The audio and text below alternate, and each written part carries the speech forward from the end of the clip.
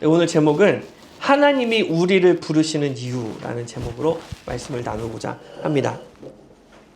네, 제가 1월 달부터 우리가 이제 가장 먼저 회복해야 될 것이 무엇이냐? 복음이다. 네, 복음이다. 근데 이제 그 복음을 이해하기 위해서 여러 가지 배경 지식이 이제 필요하거든요. 그래서 지난주에 또 말씀을 나눴던 두 도시에 대한 또 이야기를 우리가 이해해야지 그런 구원의 의미가 무엇인지 또 알 수 있고요. 오늘도 정말 중요한 이야기인데 사실 이제 그런 교회에서 설교가 많이 되지 않는 부분입니다. 그래서 우리가 좀 낯설 수 있는데, 그래서 하나님이 부르신 이유가 무엇인지 오늘 예배를 통해서 말씀을 통해서 발견하는 시간 가졌으면 좋겠습니다. 제가 이 헬스장에서 지금 개인 PT를 받고 있습니다. 개인 PT를 통해서 제가 설정해 놓은 목표가 있습니다. 개인 PT를 통해서 저는 어떤 목적을 이루고자 하냐면 스스로 운동을 할 수 있게, 내 신체 부위가 어디가 약한지를 알고 스스로 진단하고 그것을 보완할 수 있는 능력을 갖추기 위해서 지금 PT를 받고 있습니다. 네, 제가 운동을 안 한다고 해서 주변에서 누가 뭐라고 하는 것은 아닌데요. 제가 건강을 어릴 때 지금부터 잘 관리를 해서 이렇게 주변 사람들에게 폐를 끼치지 짐이 되지 않아야 되겠다, 이제 그런 마음으로 운동을 하고 있습니다. 근데 이런 목적을 가지고 있지 않으면 PT를 받아도 별로 도움이 되지를 않습니다. 그냥 일주일에 한번 운동 한번 해야 되겠다, 그런 마음으로 PT를 받으면 아무리 오랜 시간 PT를 받아도 이렇게 그 효과가 별로 나지 않겠죠. 별로 유익이 없을 것입니다. 마찬가지로 우리가 신앙생활을 할 때는 우리가 신앙생활을 하는 목적이 정말 중요합니다. 목적을 아는 것이 정말 중요해요. 하나님이 원하시는 것이 무엇인지를 알아야지 그 하나님이 원하시는 그 계획과 섭리, 그 뜻에 나의 삶을 조정할 수 있다는 거예요. 우리가 하나님의 뜻에 순종하며 나아가면, 하나님의 의도대로 우리가 살아가면 우리가 이 땅에서 생명과 평안을 누리는 삶으로 충분히 채워갈 수 있습니다.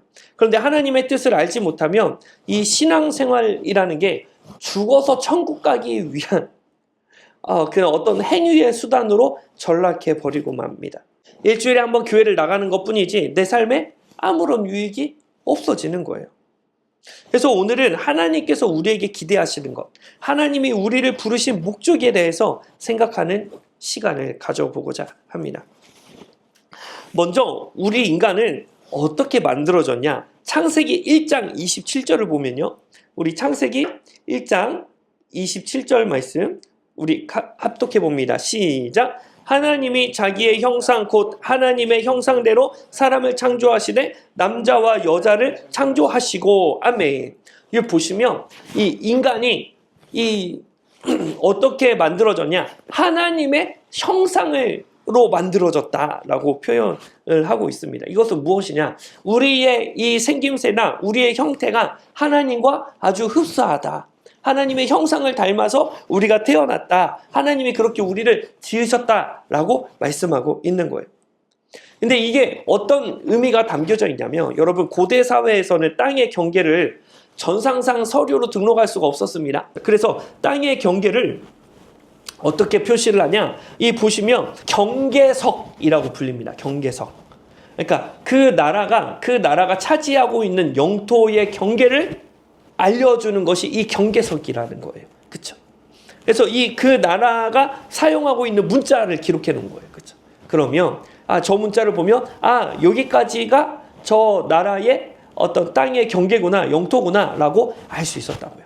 네. 그래서 이 경계석은 주로 그 부족이 쓰는 글씨를 적어놓기도 했지만, 그 부족이 섬기는 신의 모양을 깎아서 그렇게 만들어 놓은 것도 경계석이라는 거예요. 그렇죠? 그래서 그 신의 모양, 이 신을 닮은 그런 어떤 비석이 그곳에 놓여져 있으면 여기는 저 신을 숭배하는 부족의 영토구나라고 이해를 했다는 거예요. 마찬가지로 우리가 하나님의 형상을 닮았다고 하는 것은 우리의 존재 자체가 하나님의 통치를 증명하는 그러한 역할로 부르심을 받았다라고 성경이 얘기하고 있는 거예요. 그래서 우리가 하나님의 형상을 닮아서 창조되었다라고 성경이 기록하고 있는 것입니다. 그래서 우리의 존재는, 우리의 존재 자체가 하나님의 통치를 증명하는 그러한 역할을 가지고 있습니다. 그래서 하나님은 우리가 이 세상을 통치하라는 사명을 주시는데요. 그것이 바로 창세기 1장 28절 말씀입니다. 창세기 1장 28절 같이 읽어봅니다. 시작. 하나님이 그들에게 복을 주시며 하나님이 그들에게 이르시되 생육하고 번성하여 땅에 충만하라. 땅을 정복하라. 바다의 물고기와 하늘의 새와 땅에 움직이는 모든 생물을 다스리라 하시니라. 아멘. 자, 이 세상을 다스리시는 것은 사실 하나님이시거든요. 근데 하나님이 우리에게 이 하나님이 다스리시는 그 영역들을 우리에게 맡겨주신 거예요. 자, 그러면 우리가 세상을 다스리는 방법은 어떤 방법으로 세상을 다스려야 되냐? 하나님의 방법을 배워서 세상을 다스려야 된다는 거예요. 우리의 통치 방식이 하나님의 방식이 되어야 합니다. 왜냐하면 우리에게 통치를 맡기신 분이 누구시니까? 하나님이시니까. 이해가 되세요? 자, 하나님의 대리 통치이잖아요. 그러니까 하나님이 통치하시는 방식을 따라서 우리가 세상을 통치해야 된다는 거예요. 만약에 우리에게 통치를 맡긴 것이 사단이라면 우리는 누구의 방식을 따르는 거예요? 사단의 방식을 따르는 거예요. 그렇죠? 근데 우리는 사단에게 통치권을 부여받은 것이 아니라 하나님으로부터 통치권을 부여받았기 때문에 우리는 하나님의 방법대로 세상을 다스려야 된답니다. 다스려야 된다는 거예요. 이게 하나님이 의도하신 목적이기 때문에 그렇습니다. 어려운 얘기가 아니죠? 그래서 우리는 세상에서 어떻게 살아야 되냐? 하나님의 통치 방식대로, 그렇죠? 하나님의 성품대로 살아가야 하는 줄 믿습니다. 그것이 저와 여러분들의 부르심이기 때문에 그래요. 그렇죠? 우리는 하나님의 형상을 닮은 존재이기 때문에 우리의 통치 방식이 하나님의 방식이 되어야 하는 거예요. 어렵지 않죠? 자, 그러면 하나님의 통치 방식은 뭐냐는 거예요. 그렇죠? 우리가 하나님으로부터 위임을 받아서 세상을 다스리고 통치해야 되는데, 그러면 하나님이 통치하시는 통치 방법이 무엇이냐? 그것이 창세기 18장 19절 말씀이에요. 창세기 18장 19절 말씀. 다시 한번 읽어봅니다. 시작. 내가 그와 그 자식과 건속에게 명하여 여호와의 도를 지켜 의와 공도를 행하게 하려고 그를 택하였나니. 인간이 하나님의 다스림을 떠났습니다. 선악과를 먹음으로, 애녹성을 쌓음으로 인간이 하나님으로부터 독립했다고요. 그 상황에서 하나님이 인간을 포기하지 아니하시고 누구를 부르셨다고요? 아브라함을 부르셨다고요. 그러면 하나님이 아브라함을 도대체 왜 불렀다는 거예요? 아브라함의 후손들로 하여금 의와 공도를 행하게 하려고 아브라함을 불렀다는 거예요. 그러니까 아브라함의 후손들이 의와 공도를 행하지 않으면 하나님의 의도를 벗어나 버리는 거예요. 그렇죠? 자, 그러면 의와 공도, 우리가 하나님의 통치 방식이, 우리 하나님이 이 아브라함의 후손에게 기대하셨던 게 의와 공도이기 때문에 우리가 이 의와 공도가 무엇인지를 잘 이해해야 합니다. 그래서 2주간에 걸쳐서 이 의와 공도라고 번역된 이 히브리어 제다카와 미시파트, 공의라고 주로 해석이 되는 이 제다카와 이 정의라고 이 번역이 되는 미시파트, 이 두 가지 의미에 대해서 이번 주와 다음 주에 말씀을 나눠보고자 합니다. 그러면 성경은 공의와 정의에 대해서 뭐라고 이야기하고 있냐? 시편 33편 5절 말씀, 시편 33편 5절 말씀 같이 읽어봅니다. 시작. 저는 정의와 공의를 사랑하시며, 그렇죠? 하나님이 뭘 사랑하신다고요? 정의와 공의를 사랑하신다는 거예요. 시편 97편 2절 말씀 같이 읽어봅니다. 시작. 의와 공평이 그 보좌의 기초로다. 아멘. 자, 보좌라는 것이 하나님이 앉아있는 곳이에요. 그렇죠?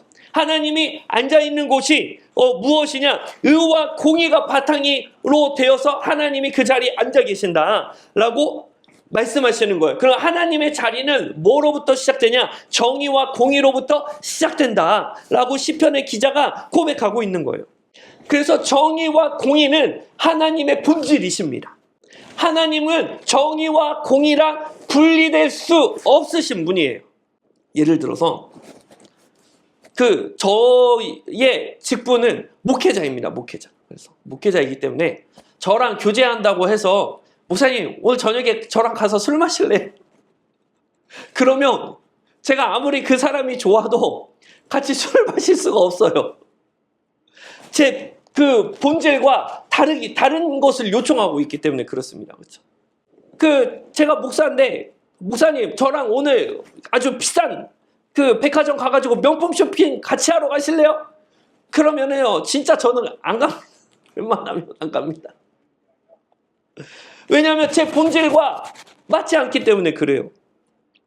마찬가지로 그리스도인이 정의와 공의를 추구하지 않으면 정말 안타깝게도 하나님과 교제하지 않는 것입니다. 하나님과 전혀 상관없는 삶을 살아가는 거예요. 남의 것을 빼앗고 사기치고 착취하는 삶을 살면서 그래도 저는 하나님이 좋고 하나님과 같이 있고 싶어요 해도 하나님과 절대로 어울릴 수 없습니다. 하나님은 정의와 공의의 하나님이시기 때문에 그래요. 축복합니다. 우리 새하늘 성도님들 정의와 공의를 사랑하시는 저와 여러분들 되시기를 주님의 이름으로 축복합니다. 그렇다면 성경에서 말하는 이제 공의에 대해서 설명을 드리려고 하는데 히브리어로 ጼ다카입니다. 무엇이냐면 올바른 관계를 의미합니다. 공의라고 하는 것은 올바른 관계라는 것을 의미해요. 자, 그러면 인간은 태어나자마자 세 가지 관계 안에 놓여져 있지만 일단 두 가지를 살펴보려고 합니다. 인간은 태어나자마자 관계가 이 두 가지에 노출되는데 바로 첫 번째로 뭐냐? 하나님하고 나와의 관계예요. 하나님과 나와의 관계가 있다는 것은 무엇이냐? 공의의 첫 번째 영역이 하나님과 나와의 관계에서 공의가 있다는 거예요. 그렇죠? 그 다음에 나와 이웃과의 관계에서도 공의가 있습니다. 그렇죠? 그래서 오늘은 이 두 가지 하나님과 나와의 관계, 나와 이웃과의 관계에 대한 공의가 무엇인지, 성경이 말하는 공의가 무엇인지 우리가 살펴보고자 합니다. 하나님과 나와의 관계에 대한 공의는 창세기 15장에 나와 있는데요. 사실 이 창세기 15장은 창세기 12장 다음에 있습니다. 창세기 12장 다음에 있다는 것은 무엇이냐? 하나님이 아브라함에게 자식 준다고 하는 것을 창세기 12장부터 말씀하셨어요. 그렇죠? 내가 너로 큰 민족을 되게 하겠다. 그러니까 자식을 준다고 창세기 12장에 미리 약속하신 거예요. 근데 창세기 14장에 어떤 일이 있었냐? 조카 롯이 그돌라오멜 연합군에게 이제 포위되니까 이 아브라함이 저녁에 잘 훈련된 군사를 내려가지고 저녁에 야간에 급습해가지고 승리해가지고 따옵니다. 그렇죠? 그래서 멜기세덱이 너 대단하다. 그리고 하나님이 너 귀하게 쓰신다. 그러니까 이 아브라함이 이 멜기세덱이 10분의 1, 11조를 내고, 그렇죠? 그 연합군에게 이제 전리품들을 그 전리품만 갖고 그 사람은 나한테 주라. 그 사람만 나한테 주라. 그랬더니 아브라함이 야, 내가 그 돈 가져봤자 하나님이 나에게 부유하게 하시는데 너네 때문에 내가 부자 된다고 오해될 수 있으니까 내가 그 돈 안 받는다고 싹 돌려줘 버립니다. 그러니까 얼마나 멋져요. 그러니까 하나님이 너무 이 아브라함의 그런 하나님을 향한 그런 신실한 믿음을 보고 하나님이 기뻐하셔가지고 축복하시는 장면이 창세기 15장 1절이에요. 자, 창세기 15장 1절. 창세기 15장 1절. 같이 읽어봅니다. 시작. 이후에 야훼 말씀이 환상 중에 아브라함에게 임하여 이르시되 아브라함아 두려워하지 말라. 나는 내 방패요 너희의 지극히 큰 상급이니라. 아멘. 하나님이 지금 두 가지 복을 얘기하셔요. 첫 번째로 내가 너의 방패가 되겠다. 왜냐하면 야간에 급습했기 때문에 대낮이라 했으면 이 아브라함이 물리쳤던 적군들이 복수하러 올까요? 안 올까요? 복수하러 오겠죠. 그러니까 아브라함이 두려워요? 안 두려워요? 두려워요. 그러니까 하나님 뭐라 그래요? 야, 내가 너 지켜줄게. 내가 너 방패 되게 줄게.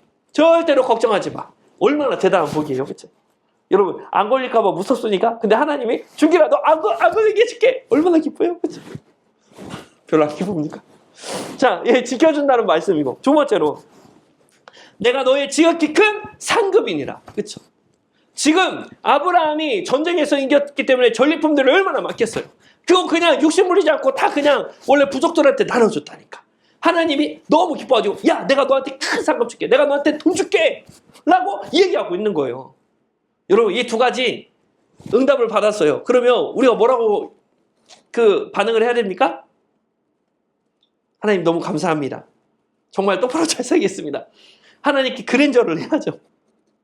그렇죠? 너무 감사하다고. 그렇죠? 그런데 아브라함은 뭐라고 얘기하냐? 창세기 15장 2절 3절 말씀 같이 읽어봅니다. 시작.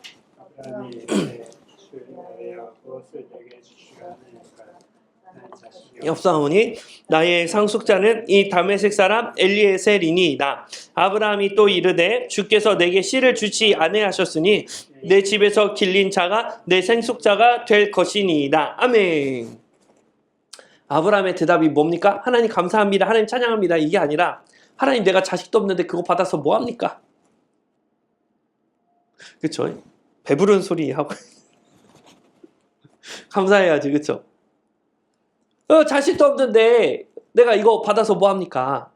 그러니까 창세기 12장에 약속하셨던 그 하나님의 말씀을 지금 아브라함이 믿는 거예요? 안 믿는 거예요? 안 믿는 거예요. 그렇죠? 믿음의 조상이라며. 그렇죠? 믿음이 있어요? 없어요? 믿음이 없어요.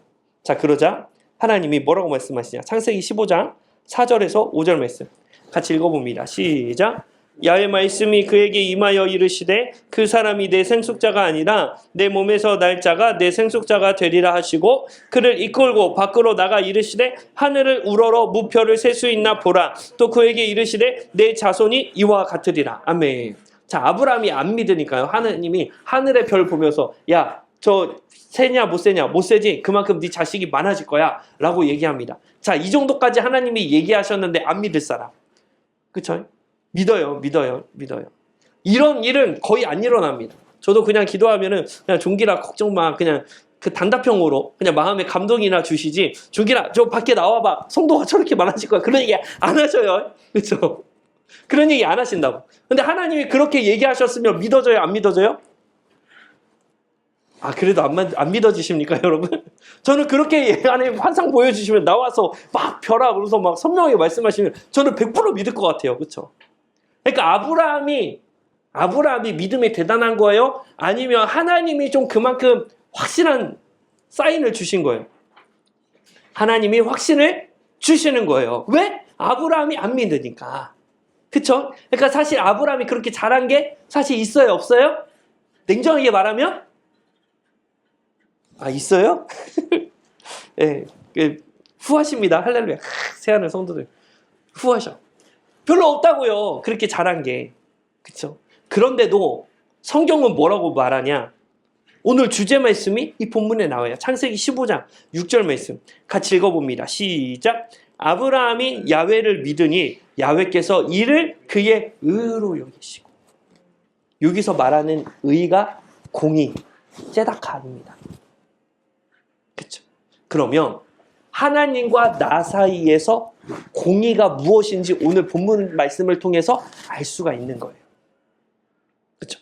자, 아브라함의 나이를 생각을 해봐도 자기 와이프도 이 생리가 끊어졌고 자식을 낳을 수 있어요? 없어요? 현실은 못 낳아. 근데 하나님이 말씀하셨어. 도저히 안 믿어지는데 하나님이 말씀하셨어. 그래서 하늘의 별도 보이시면서 하나님이 믿으라고 그래. 그래서 그거를 믿는 거예요. 이게 뭐다? 공이다. 내가 처한 환경, 내가 처한 상황을 절대로 가망이 없어. 안 될 것 같아. 근데 하나님이 종기라 괜찮아. 돼. 걱정하지 마. 그래요? 알았어요. 그러면 하나님 그거 믿을게요. 이게 하나님 앞에서 뭐냐? 공이다. 하나님이 우리를 의롭게 여기신다. 라고 말씀해주고 계시는 거예요. 자, 보세요. 여러분, 우리는 사실 근데 이 아브라함과 같은 이러한 은혜를 이미 받았습니다. 왜냐하면 내 삶을 뒤돌아보세요. 내가 마음에 생각했던 거, 나의 입술, 나의 행동으로 지었던 죄들, 나의 부족함, 연약함. 그쵸? 하나님 앞에 은혜를 받았음에도 불구하고 또 죄짓고 또 죄짓고, 그쵸? 그런 것들을 볼 때 내 상황만 봤을 때 구원 받을 것 같아요? 못 받을 것 같아요? 그쵸? 객관적으로 너무 부끄러운 거야, 내 삶이. 그쵸? 근데 예수님은 뭐라 그래요? 예수님을 믿음으로 말미암아 우리가 구원을 받는다. 그래서 우리가 어떻게 반응합니까? 내가 처한 환경, 내가 지금까지 살아온 그런 꼬락서니를 보면 선한 것이 하나도 없지만 하나님이 말씀하셨으니까, 예수님이 말씀하셨으니까 그거를 믿기로 결정하잖아요. 그쵸? 그것을 성경은 뭐라고 얘기하냐? 공의다. 내가 처한 환경, 나의 삶의 환경, 내가 가진 조건을 봤을 때 절대로 이루어지지 않을 것 같지만 하나님이 말씀하셨으니까 그거를 믿는 거예요. 그것이 하나님과 나 사이에서의 공이다. 그렇죠? 그래서 여러분, 사람들이 저와 여러분들을 귀히 여기지 않는다 할지라도 저와 여러분들은 정말 귀한 존재입니다. 왜요? 하나님이 저와 여러분들을 그렇게 여겨주셨기 때문에 그래요. 그렇게 말씀해 주셨기 때문에 그래요. 그렇죠? 그래서 저와 여러분들의 앞으로의 꿈과 계획이 뭔지 모르겠지만 반드시 소망이 있습니다. 반드시 승리할 것입니다. 왜요? 여러분들의 인생을 위해서 예수님이 십자가 져주셨기 때문에 그래요. 여러분들의 어떤 그런 성실함이나 이렇게 성취를 이룬 것이나 그것 때문에 여러분들에게 소망이 있는 것이 아니라 여러분들을 위해서 십자가에 죽으시고 부활하신 예수님이 있기 때문에 저와 여러분들의 삶에 소망이 있다는 거예요. 그 사실을 받아들이는 것, 그것을 하나님은 공의롭다 라고 인정해 주시는 것입니다. 할렐루야. 사랑하는 새하늘 성도 여러분들, 내 능력을 봤을 때, 나의 과거를 봤을 때 나의 앞날이 예측이 될 수도 있습니다. 그러나 우리는 그것을 받아들이는 것이 아니라 하나님의 말씀을 받아들이는 거예요. 나를 위해 죽으시고 부활하신 예수님의 사랑을 받아들이는 거예요. 하나님의 능력을 믿고 믿음으로 선포하는 거예요. 그것을 하나님은 공이다 라고 말씀하고 계십니다. 새하늘 성도 여러분, 내가 가진 여건보다 환경보다 하나님의 약속의 말씀을 더 귀하게 붙드시는 저와 여러분들 되시기를 주님의 이름으로 축복합니다. 주의 이름으로 축복합니다. 여러분, 혹시나 안 믿어지면 괜찮습니다. 어떻게 하면 돼요? 아브라함처럼 반문하면 돼요. 하나님한테. 아브라함이 하나님께 반문했다고 해서 얘 믿음의 조상 되게 틀렸네. 너 왜 이렇게 믿음이 그렇게 없냐? 그 정도 돼가고 너 되겠어? 아니, 그렇게 정지하지 않으시죠. 오히려 더 확신을 주시잖아요. 그렇죠? 우리가 하나님 앞에 의문이 생길 때마다 하나님께 질문하면 하나님 기뻐하십니다. 그렇죠? 오히려 질문하는 것 자체가 하나님을 신뢰하는 반증이 되기 때문에 그렇습니다. 그렇죠? 하나님께 질문하는 시간을 가지시는 저와 여러분들 되시기를 주님의 이름으로 축복합니다. 자, 여기까지가 하나님과 나 사이의 공의이고, 그러면 사람과 사람 사이의 올바른 관계, 사람과 사람 사이의 올바른 이 공의는 무엇이냐? 창세기 2장 18절, 창세기 2장 18절 같이 읽어봅니다. 시작. 야훼 하나님이 이르시되 사람이 혼자 사는 것이 좋지 아니하니 내가 그를 위하여 돕는 배필을 지으리라 하시니라. 아멘. 창세기 2장 20절 같이 읽어봅니다. 시작. 모든 가축과 공중의 새와 들의 모든 짐승에게 이름을 주리나 아담이 돕는 배필이 없으므로. 아멘. 자꾸 무슨 단어가 반복이 돼요? 돕는 배필. 그렇죠? 하나님이 아담에게 하와를 붙여주시는 것은 어떤 목적을 가지고 붙여주신 거예요? 서로 도움을 주고 받아라. 그렇죠? 그런 맥락에서 사람에게 사람을 만나게 해주셨다는 거예요. 그렇죠? 그래서 나를 제외한 모든 인간관계는 무엇이냐? 하나님이 설정해 놓으신 인간관계는 돕는 관계입니다. 돕는 관계예요. 그렇죠? 나의 배우자는 뭡니까? 왼수가 아니라 내가 도와야 할 대상입니다. 내 자식은요, 내가 도와야 할 대상이에요. 내 부모는요, 내가 도와야 될 대상이에요. 나의 형제는요, 내가 도와야 할 대상입니다. 여러분 앞에 있는 이 목화자도 뭐예요? 여러분들이 도와줘야 할 대상입니다. 할렐루야. 오늘 도움 주셔서 너무 감사해요. 영상 세팅 너무 잘 됐어요. 그렇죠? 여러분들도 저를 돕고 저도 여러분들을 도와줘요. 이게 성경적인 관계라는 거예요. 그렇죠? 이게 공의로운 관계라는 거예요. 그래서 사람과 사람 사이의 공의라고 하는 것은 내가 상대방을 섬기고 도와줘야 할 대상으로서 충실히 이행하는 것. 그것을 바로 성경은 공의다라고 말씀하고 있어요. 그래서 신명기 24장에 이 공의에 대해서 쫙 나오는데, 신명기 24장의 공의에 대해서 쫙 나오는데, 그 내용들을 보면 하나님이 의도하신 인간관계가 무엇인지 우리가 엿볼 수 있습니다. 신명기 24장 10절에서 11절 말씀, 신명기 24장 10절에서 11절 말씀 합독해 봅니다. 시작. 내 이웃에게 무엇을 구워줄 때에는 너를 그의 집에 들어가서 전당물을 취하지 말고 너는 밖에 서 있고 내게 꾸는 자가 전당물을 밖으로 가지고 와서 내게 줄 것이며. 아멘. 자, 이 당시에 이스라엘 백성에게는 하나님이 두신 토지가 있습니다. 토지를 잘 경작하고 지키고 잘 운영을 해야 돼요. 근데 그 토지 운영이 제일 잘 안 돼. 그럼 어떻게 해야 돼요? 땅을 임대를 줘야 됩니다. 임대를 줘도 먹고 살기가 힘들어요. 그러면 어떻게 되냐? 땅을 팔 수밖에 없어요. 근데 매매가 안 됐거든요. 매매가 안 됐는데, 그러니까 영구적으로 그냥 임대를 해버리는 거죠. 그렇게 해서 먹고 살았습니다. 그렇게 했는데도 자산 운영이 잘 안 되고 좀 게으르고 그렇게 해가지고 이렇게 먹고 살기가 더 힘들어져요. 그럼 어떻게 돼요? 자식을 종으로 팔아버립니다. 자식을 종으로 팔았는데도 생계가 유지가 안 돼요. 그럼 어떻게 해요? 마지막으로 자기 자신이 종으로 팔리는 사회 구조를 가지고 있었습니다. 그렇죠?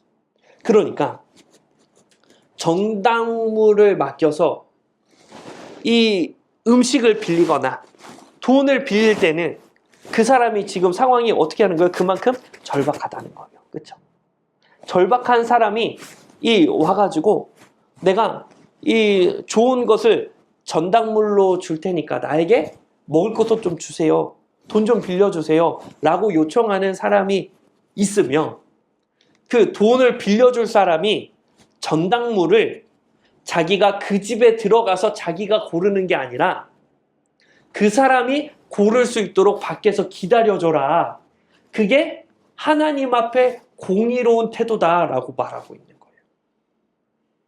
그러면 이거는 무엇을 허용하는 거냐면 정당물로 맡기는데 좋은 물건이 있고 값비싼 게 있고 싼 전당물이 있는 거예요. 그렇죠? 가난한 사람이 전당물 비싼 거는 아까워가지고 싼 거를 가지고 나와줘도 그것에 대해서 왈가왈부하지 말고 따지지 말고 그 돈 빌리는 사람의 선택권을 존중해줘라. 이게 하나님 앞에 공이다 라고 이야기하는 거예요. 그렇죠? 그러니까 돈 빌리는 사람, 이 돈을 빌려주는 사람 입장에서는 돈 빌리는 사람의 어떤 그런 도덕적인 태도까지 요구하는 거잖아요. 사실 제일 비싼 거 가져와. 내가 그렇게 가서 제일 비싼 거, 이게 제일 비싸구나. 비싼 거니까 내가 가져올게. 그렇죠? 어떤 이 자기 이익을 지켜야 된다는 그런 욕심도 있고 상대방의 선택권을 빼앗는 거죠. 그렇죠? 상대방의 자율성을 자기가 통제하는 거예요. 그렇죠? 그것을 성경은 공의롭지 못하다. 돈을 빌려주는 사람은 반드시 그 집에 들어가지 말고 밖에서 기다려서 그 사람의 전당물을 선택하는 대로 바꿔와라. 이것이 공의다 라고 성경이 얘기하고 있는 것입니다. 또한 신명기 24장 12절 13절 말씀 같이 읽어봅니다. 시작.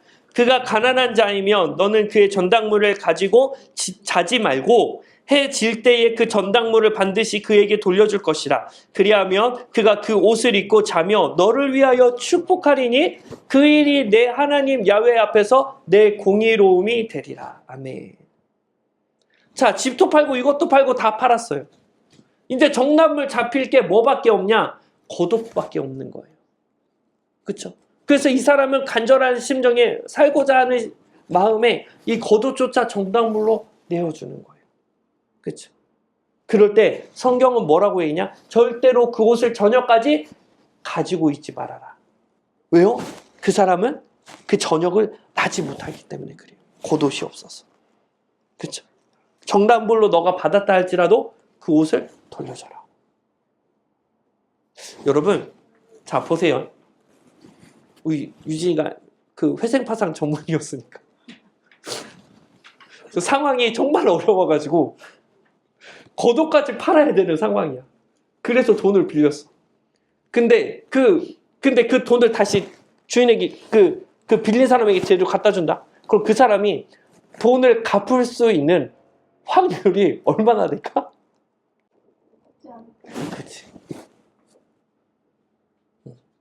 돈 못 갚아요. 하나님이 그거 아실까요? 모르실까요? 아시죠. 그럼에도 불구하고 어떻게 해요? 그 전당물을 돌려주라. 이것이 하나님 앞에 공이다. 그렇죠? 도덕적으로 문제가 있든지 잘못됐든지 상관없이 그 사람의 생존권을 너가 보호해줘야 된다. 그것이 하나님 앞에 공이다. 라고 성경이 얘기하고 있는 거예요. 14절 신명기 24장 14절 말씀 읽어봅니다. 시작. 공궁하고 비난한 품꾼은 너희의 형제든지 내 땅 성문 안에 우고하든 객이든지 그를 학대하지 말며. 그렇죠? 내가 가진 게 없을수록 학대에 노출될 확률이 높아지게 됩니다. 학대라고 하는 것은 상대방을 억압하고 강탈하고 자기의 뜻대로 자유롭게 행하지 못하도록 억지로 억누르는 것을 의미해요.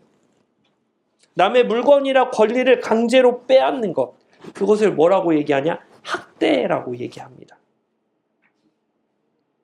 힘이 없는 사람일수록 학대에 노출되지 않고 그 사람의 권리를 보호해줘야 된다.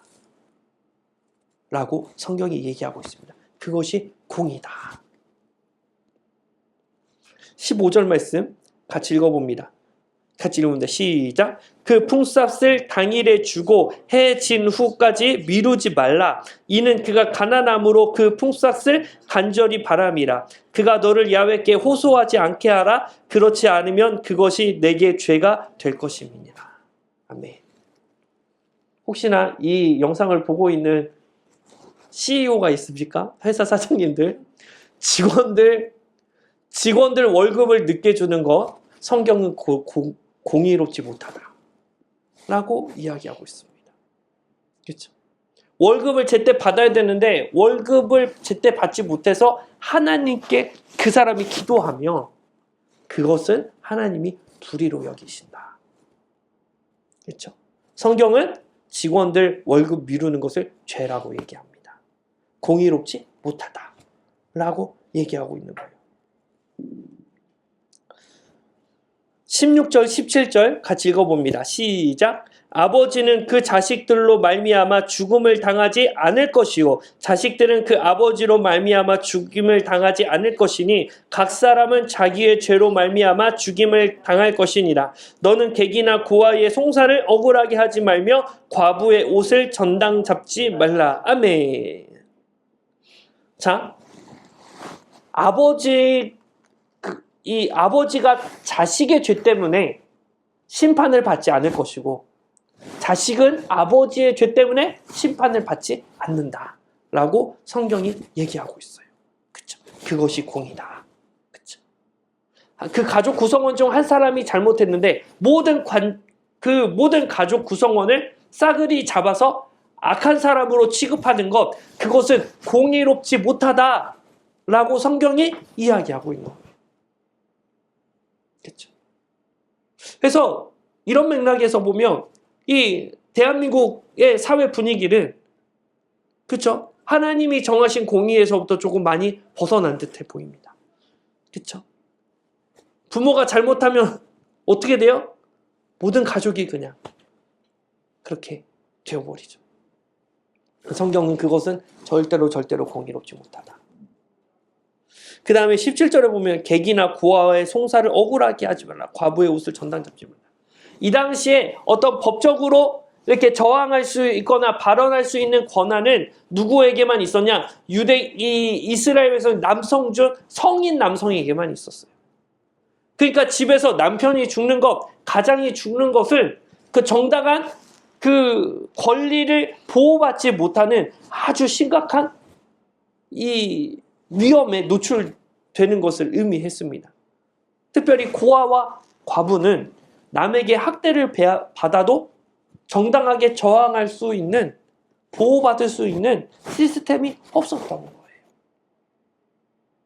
그러니까 아무래도 어떻게 돼요? 착취하고 빼앗는 것에 되게 많이 노출이 많이 되겠죠. 성경은 뭐라고 얘기합니까? 그런 사람들을 억울하게 하지 말아라. 그것이 하나님 앞에 공의다. 그렇죠? 그래서 여러분, 법적으로 하는 것이 다 공의냐? 법적으로 하는 것이 다 공의가 아닌 거예요. 법적으로 하는 것이며 고아와 과부들은 소송을 할 수 없기 때문에, 저항을 할 수 없었기 때문에 법적으로 하면 이 사람들은 끊임없이 착취당하고 이 취약한 환경에 노출되는 거예요. 그래서 법대로 하는 것이 절대 공의가 아닙니다. 그렇죠? 18절 19절 24장 18절 19절 같이 읽어봅니다. 시작. 너는 애굽에서 종 되었던 일과 내 하나님 야훼께서 너를 거기에 속량하신 것을 기억하라. 이러므로 내가 내게 이 일을 행하리라 명령하노라. 내가 밭에서 곡식을 벨 때에 그 한 못을 받아 잊어버렸거든. 다시 가서 가져오지 말고 나그네와 고아와 과부를 위하여 남겨두라. 그리하면 내 하나님 야훼께서 내 손으로 하는 모든 일에 복을 내리시리라. 아멘. 무슨 말이냐면, 너희가 애굽의 종의 신분이었음을 기억해라. 이 당시에 있었던 그런 이 외국인 노예들이 너희들로 인하여 학대받지 않도록, 너희도 같은 동족이었으니, 너희도 노예 출신이었으니 그때의 어려움을 생각해서 똑같은 고난을 반복해서 주지 말고 그들을 귀히 여겨라 라고 성경이 얘기하고 있는 거예요. 그것이 공의다. 그렇죠? 뿐만 아니라 밭에서 곡식을 벨 때에 한 뭇을 밭에서 잊어버렸거든.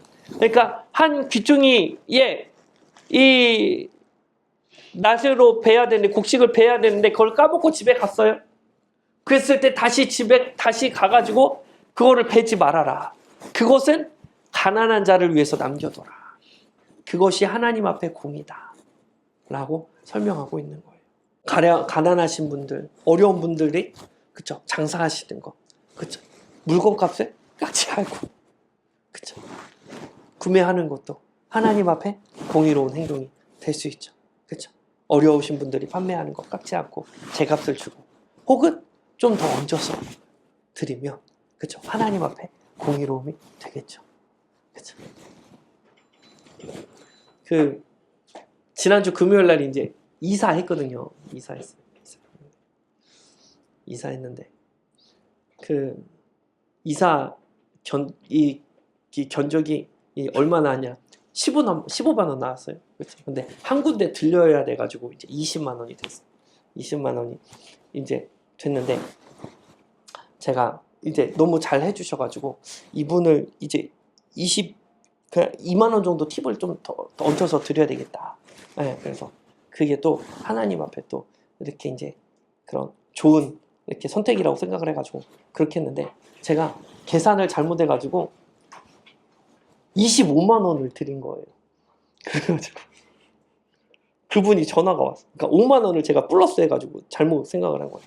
그래서 그분이 전화해서 돈을 너무 많이 보내주셨는데요? 그런데 아니요, 원래 20만 원 견적을 내셨고 거기에 한 군데 둘러서 그러면 5만 원 플러스니까 25만 원 맞아요 라고 딱 끊었어요. 그리고 나중에 집에 와서 그 견적서를 보니까 15만 원이네. 처음 시작점이 15만 원이더라고. 잠이 안 와. 아니, 이번 주에 공의를 설명해야 되는데 이 5만 원에 대해서 이 공의로움을 내가 어떻게 해석을 해야 되나. 이게 지금 잃어버린 귀퉁이잖아요. 잃어버린 귀퉁이.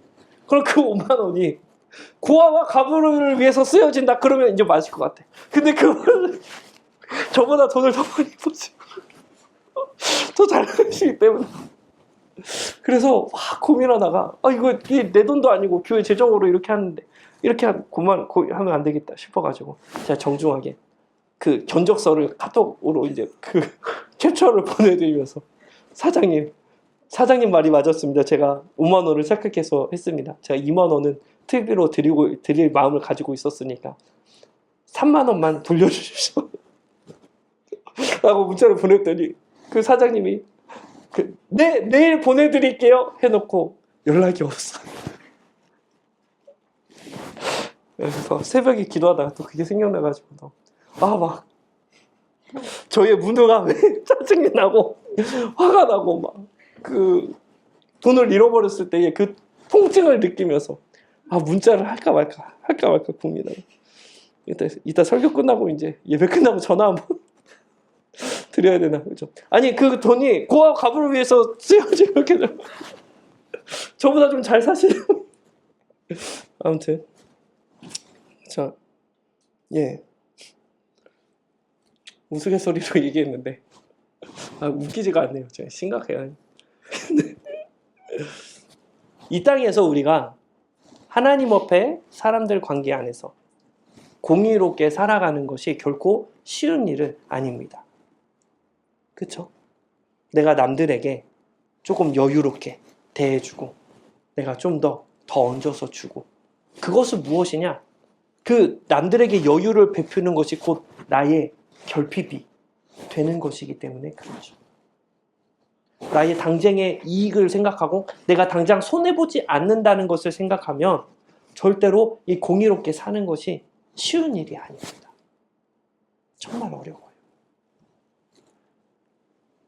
그래서 우리가 공의로운 삶을 자발적으로 살 수 없는 우리들을 알기에 하나님이 어떻게 하셨습니까?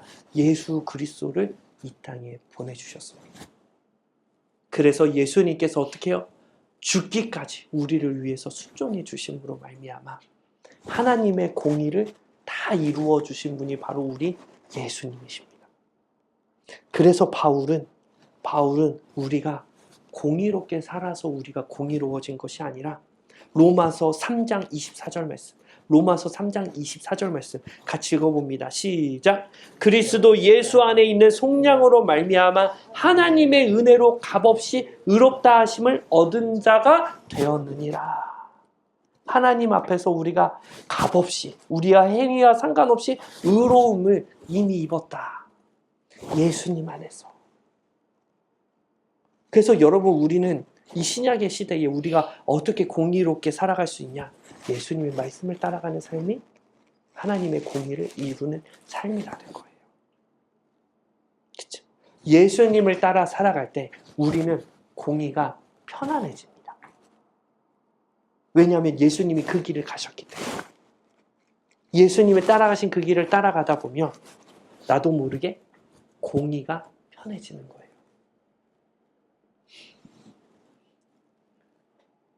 여러분 사춘기 남자애들은요 두드러 패도 안 씻습니다.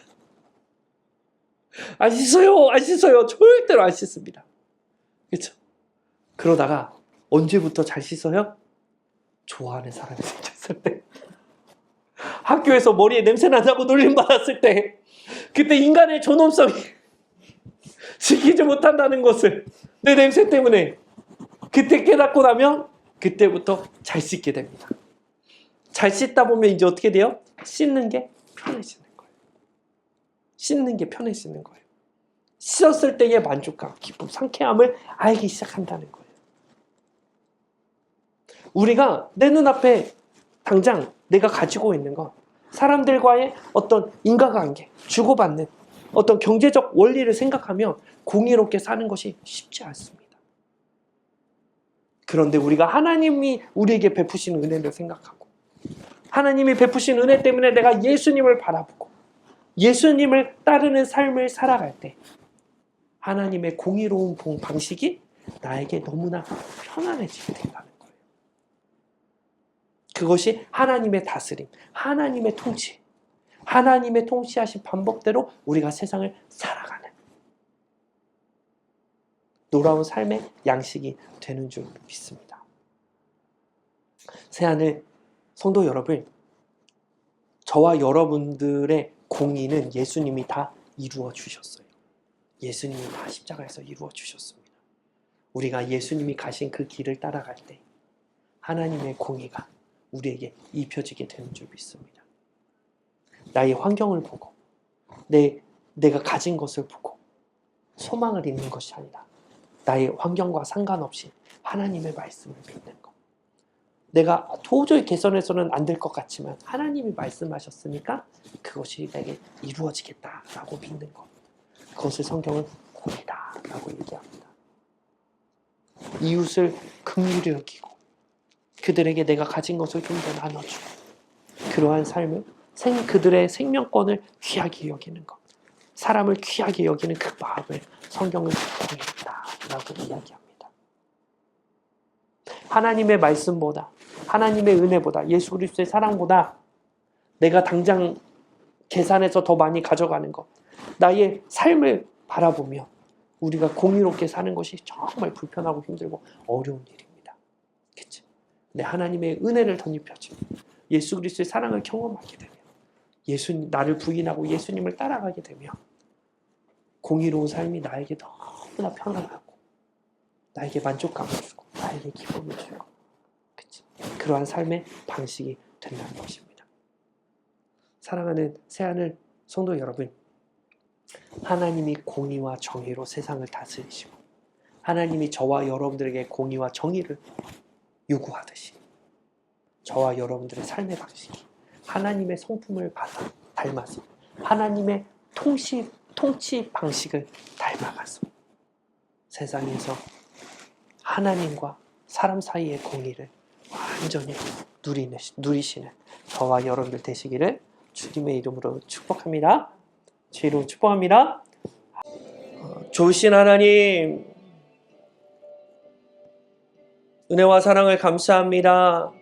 이 악하고 불의가 가득한 이 세상을 보시며 탄식하시고 하나님의 자녀들을 불러주셨습니다. 하나님, 공의와 정의를 행하라고, 무너진 공의와 정의를 다시 세우라고 하나님 저희들 불러주셨는데 하나님, 주의 사명을 감당하는 하나님의 통치 방식을 따라 세상을 정복하고 다스리는 저희들 되기를 간절히 소망합니다. 정의와 공의가 무너진 이 세상에 정의와 공의를 세워가는, 정의와 공의를 하나님 증언하는 하나님 그리스도인들로, 하나님의 자녀들로 세워지기를 원합니다.